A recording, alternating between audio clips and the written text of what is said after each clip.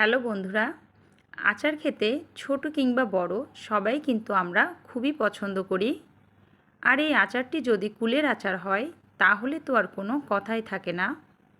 আপনাদের সাথে আজকে ভীষণ মজাদার কুলের আচারের রেসিপিটা তৈরি করে দেখাবো। ঘরে থাকা খুব সহজ কিছু জিনিস দিয়ে অসাধারণ এই কুলের আচারটি যদি তৈরি করা যায় তাহলে কিন্তু আমরা সারা বছর সংরক্ষণ করে খেতে পারি। আর এই রেসিপির জন্য প্রথমে আমি শুকনো কুল নিয়েছি, আর কুলের গায়ের কিছুটা অংশ আমি কিন্তু একটু কেটে নিয়েছি, মানে ছিদ্র করে নিয়েছি। তাহলে এর ভিতর যে মিষ্টি শিরাটা দিব খুব ভালোভাবে ঢুকে যাবে। এখন আমি কুলটাকে পরিষ্কার পানি দিয়ে ধুয়ে নিব।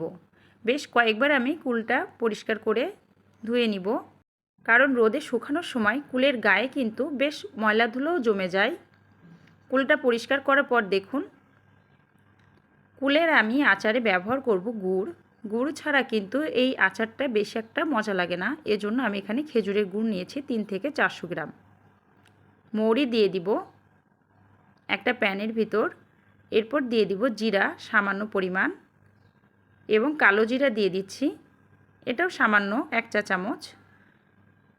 একটা তেজপাতা কেটে নিয়েছি, আর দিব 5-6টা শুকনো মরিচ, আর লবঙ্গ, দারচিনি, এলাচ দিয়ে দিচ্ছি। একটা চামচ দিয়ে এখন ভালোভাবে মশলাগুলো চেলে নিব। আর মশলা দিয়ে যখন খুব সুন্দর একটি ঘ্রাণ ছড়াবে তখন চুলাটি বন্ধ করে দিব। আর এই মশলাগুলো আমি গুঁড়া করে একটি চাট মশলা তৈরি করব। একটা কড়াইয়ের ভিতর আমি খেজুরের গুড়টা ঢেলে নিলাম।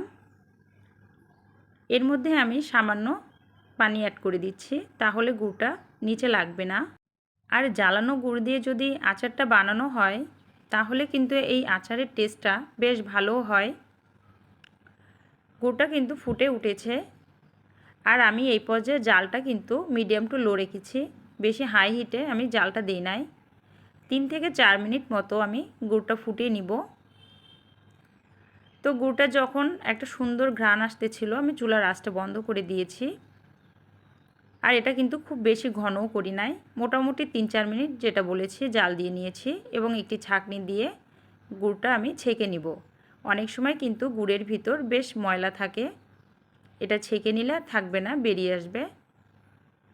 একটা কড়াইয়ে এখন আমি সরষের তেল দিয়ে দিলাম, প্রায় 1.5 থেকে 2 টেবিল চামচ। 2টা শুকনো মরিচ দিয়ে দিয়েছি, একটা তেজপাতা দিয়ে দিলাম, আর 1 চা চামচ পাঁচফোড়ন দিয়ে দিয়েছি।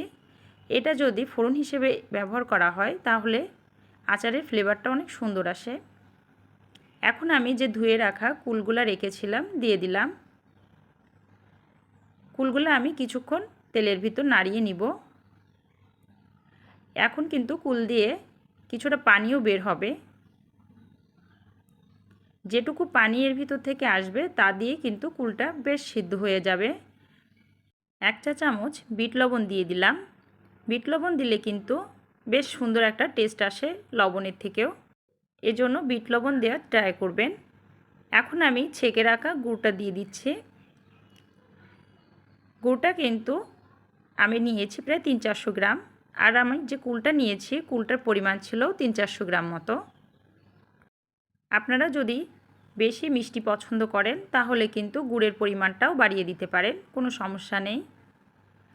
এখন আমি গুড় আর এই কুলটাকে প্রায় 7 থেকে 8 মিনিট মতো ফুটিয়ে নিব। এই সময় কিন্তু চুলার আঁচটা মিডিয়াম টু লো, খুব বেশি জোরে আমি এখন কিন্তু জাল দিব না।